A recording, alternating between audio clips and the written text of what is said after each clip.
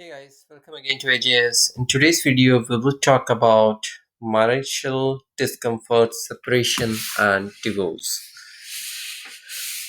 through Vedic astrology. Now, let's see what are all the different combinations.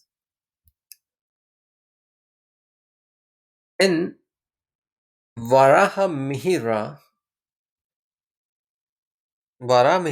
in his Bruha Jataka adds if there is a mix of good and bad planets in the seventh house, the native will have more than one marriage. This view is also supported by Kalyan Verma in Saravali. As per Phaladipika, it says if Venus or seventh lord is hemmed between malefics or conjunct with malefics or aspected by malefics, it is a sign of losing the partner.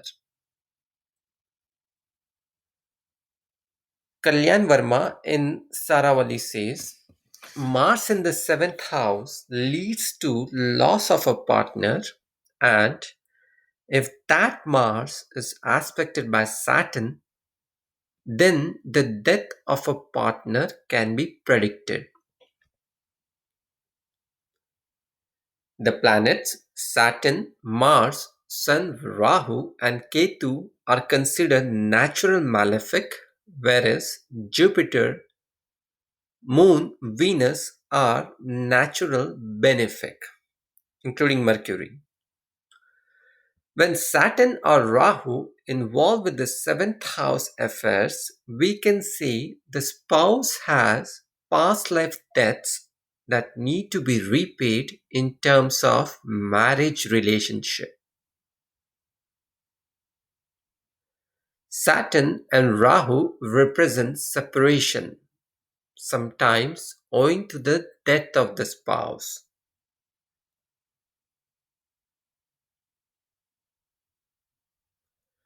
If Mars is involved as well, then it denotes one of the partners can become aggressive and wild, thus spoiling the relation. Now, separation. Separation is indicated when seventh house lord is in the house of its enemy, or if seventh lord is debilitated, or seventh lord is receiving aspects from malefics, or is in Astangatva. Astangatva represents close conjunction with Sun. Now, separation is also indicated if seventh lord is positioned in the sixth, eighth, or 12th houses and is weak. Here by weakness, I'm inferring or referring to conjunction with bad planets. Separation can also be indicated if seventh house is occupied by malefic planets or aspected by malefic planets.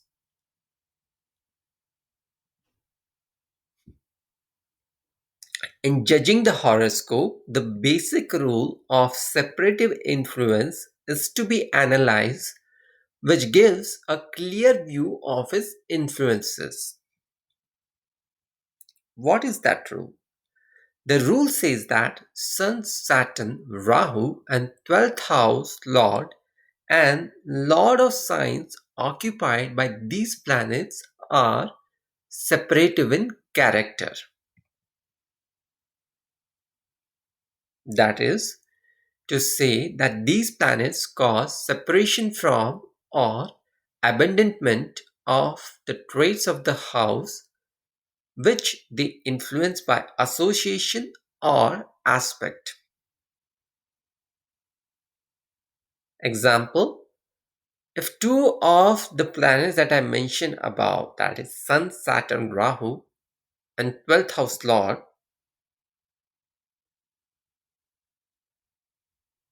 influence the fourth house and its Lord, one is forced to leave his home or country of birth. Okay. Again, just to repeat, if two or more of the planets that I mentioned, that is Sun, Saturn, Rahu, and Lord of 12th house, and Lord of the signs occupied by these planets, okay, influence the fourth house and its Lord, one is forced to leave his home or country of birth. If these planets they influence the seventh house and its Lord, one is separated from his wife or husband.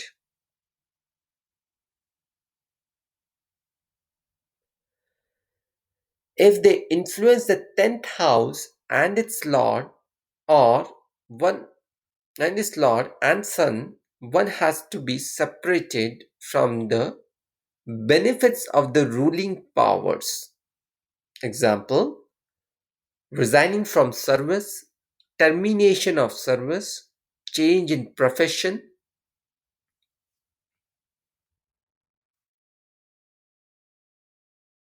So, in view of this, there are few other yogas.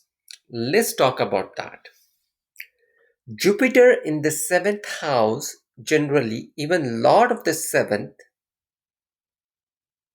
does bestow unsatisfactory results sometime.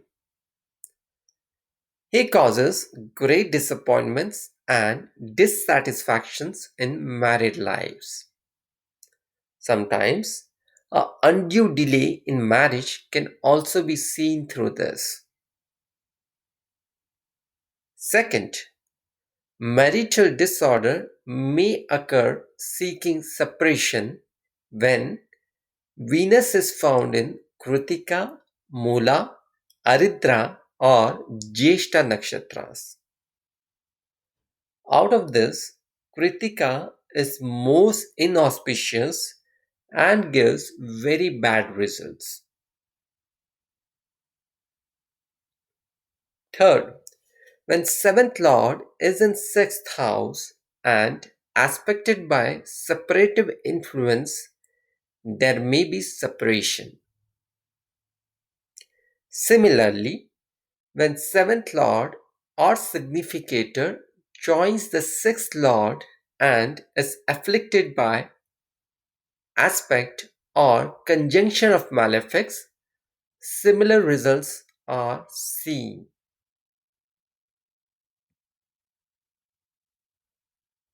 When strong Jupiter makes a link with the combinations I just said in any form, the separation may be saved, but the husband and wife quarrel will still continue.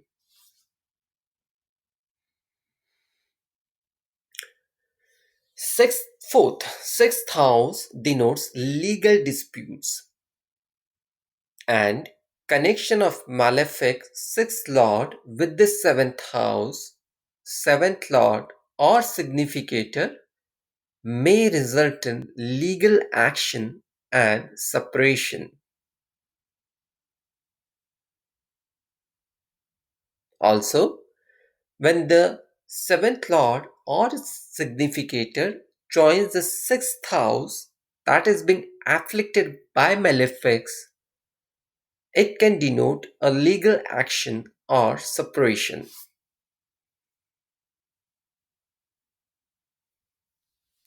Fifth, when seventh house, seventh lord, and significator all are afflicted, conjoined, associated, or aspected by malefics, unhappiness in married life is indicated. Significators here are Venus for males and Mars in the case of females. Sixth, when Rahu and Saturn join Lagna, one is likely to face strife and separation in married life. When seventh lord is retrograde and is also afflicted, similar results can be experienced. Seventh, if in the female chart Aries or Scorpio Lagna rise, seventh lord is weak, combust, retrograde, and is also afflicted, she would be abandoned by her husband. Eighth, if a combination of Sun and Mars in either horoscope is in second, seventh, or eighth house, it holds out excellent prospects for discarding, separation, and disunion. It does not necessarily involve loss of a partner.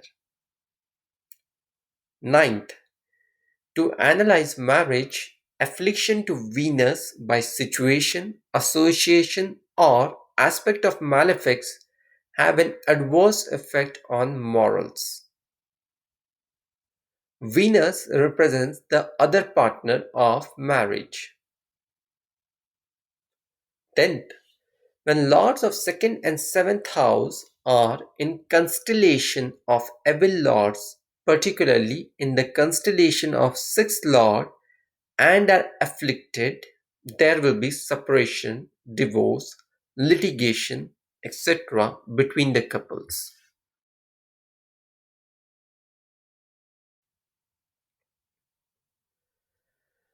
Kalatara dosha.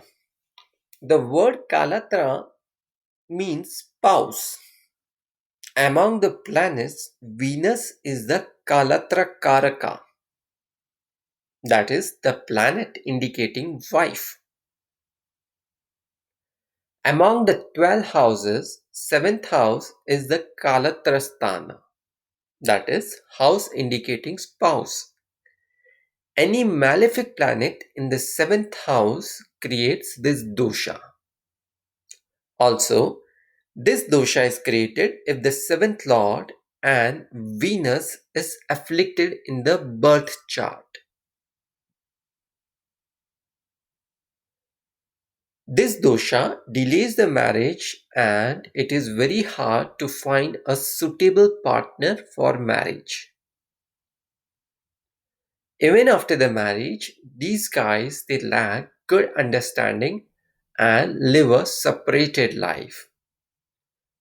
They can also lack conjugal bliss, which ultimately ends up in divorce. In some cases, the spouse suffers due to health problems and even death may occur in severe cases. Similarly, just like seventh house, eighth house is called as Mangalya Sthana, that is, house indicating marital tie. Malefic planets in the eighth house create Mangalya dosha. Planet Jupiter is called as the Mangalya Karaka, that is, planet indicating marital tie.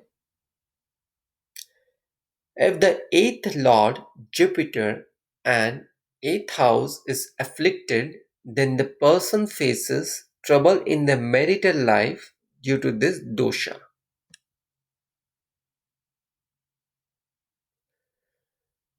This dosha will spoil the married life either by separating husband and wife, by sending someone away from home, or through divorce, or by giving death to the husband. Common effects of the Kalatra dosha could be delay in the married life, delay in the marriage. Second, unhappy marital life. Third, misunderstandings. Fourth, lack of conjugal bliss. Fifth, separation or divorce.